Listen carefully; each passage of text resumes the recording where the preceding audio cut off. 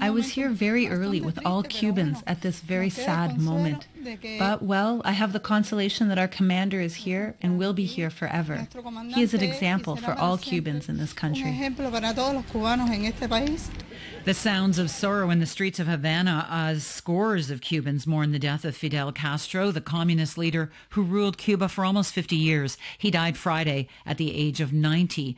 For many, Fidel Castro was seen as a revolutionary figure who defied the United States, survived countless assassination attempts, and defended the poor. But in Miami, Cuban exiles celebrated the passing of a man they viewed as a brutal dictator.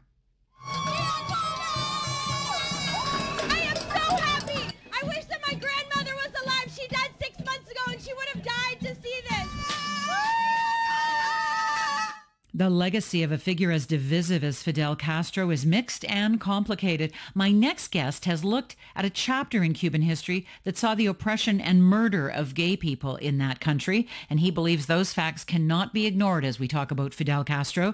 James Kirchick is a correspondent for the Daily Beast, and we have reached him in New York City. Hello. Hi, how are you? Take us back to the 60s. What was life like for gays and lesbians in those first years when Fidel Castro first came to power? It was not a very nice place. Gay men in particular, were rounded up, collected, and put into basically labor camps or even concentration camps, you could call them. They were called units to aid military production, and they were not very humane conditions, certainly, where many of them were killed or died from exhaustion. And why was that community singled out? I think there were two reasons. One was a general Latin American machismo that was certainly not exclusive or unique to Cuba. I mean, there's a certain history of homophobia in these societies, but it was politicized in a way by the communist revolution that saw homosexuality as a bourgeois decadence, as a sort of capitalist import that distracted people from the class struggle.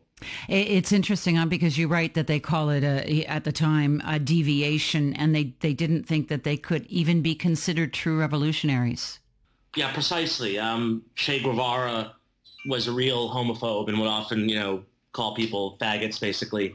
And it was certainly not exclusive to Cuba as a socialist society. I mean, the Soviet Union was also not a very hospitable place to gay people in this sense, despite having decriminalized homosexuality during or right after the Bolshevik Revolution. Now, Cuba decriminalized same-sex relationships in, what was it, 1979? Did things improve after that? I would say that they improved somewhat, in that perhaps the crackdowns were not as aggressive on the part of the government. But it was only a few years later, into the 1980s, that the AIDS crisis struck globally, and on the island, the government quarantined HIV-positive people into sanitariums that were referred to at the time by the head of the World Health Organization's AIDS program as being pretty prisons. So while this may have done something to avert the spread of the disease on the island, it was a very inhumane treatment. So they were essentially rounded up again. Yes, yeah, HIV positive people, yes.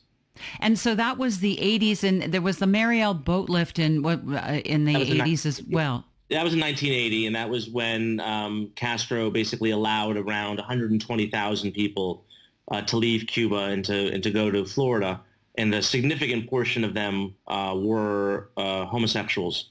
And there were also many prisoners that he released. And it was basically a way to embarrass the government of Jimmy Carter by basically forcing this massive refugee crisis onto him late in his presidency. And he didn't want anybody in the LGBT community even there then. He was happy to let them go. He was happy to let them go, and he referred to them as worms, very derogatory language, yes.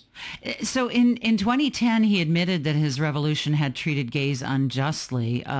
He actually said that it was a grave injustice. What did you make of that statement? I thought it was a little too late, frankly.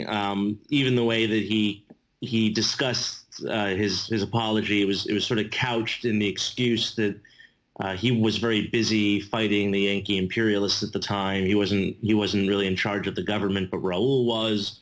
That he didn't even really know what was going on. So he couldn't even really take full responsibility for what his regime had done. Mariela Castro, Fidel's niece, Raul's daughter, has emerged as an LGBTQ activist. Is that a sign of progress now? I think on the margins, it can't hurt to have the daughter of the current dictator basically, mouthing these nice things about the LGBT community. At the same time, we can't forget that Cuba is still a totalitarian dictatorship and people lack basic political freedoms. And so any discussion of gay rights has to take place in that context. And I think it says a lot about the country that the most visible LGBT activist is the straight daughter of Raul Castro. The regime does not tolerate independent organizations, whether it's an independent newspaper or an independent labor union, or in this case, an independent gay rights group. So I see this as really being window dressing for what is still the only dictatorship in the Western Hemisphere. And so that's really what sort of trying to give a message to North America and other places that they are trying to be progressive, but not. Yeah, I think this is a pretty clever understanding on the part of the regime that on the international left, which has always been very supportive, or elements of it have been very supportive of the Cuban regime, that identity politics and in particular, gay rights has become a very important issue. You often hear people say, they'll cite the gay rights in the litany of wonderful things that the revolution has provided for, like free healthcare and education and whatnot. Which I simply respond, Canada has universal health care, quite good, I believe, and very high literacy rates as well. It also has a parliamentary democracy and a free press and independent labor unions. I don't see why these things are mutually exclusive, and I don't see why Cuba can't have a free press and independent labor unions and parliamentary democracy and gay rights as well. And so given the issue specifically about LGBTQ rights and more generally about human rights, how do you react to what you're hearing from world leaders following the death of Fidel Castro? Well, in particular, I thought the remarks by your prime minister were rather embarrassing.